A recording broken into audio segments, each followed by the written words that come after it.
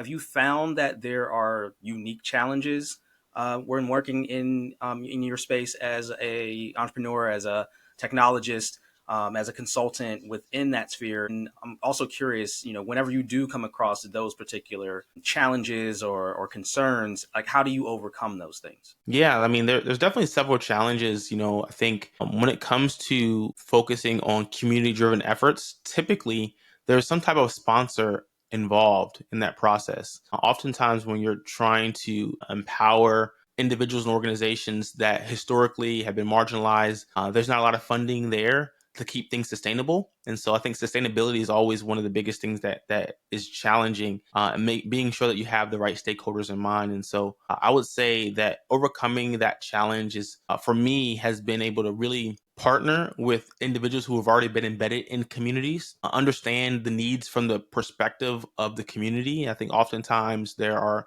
various stakeholders that have their own initiative and say, hey, this is what you need, and here's what we're funding, but it may not necessarily translate to the individuals that are being served. For me, in this process, I've been very curious, really keeping things community centered, but also realizing that in order for things to be sustainable, you have to have different business models and systems in place to be able to make it run.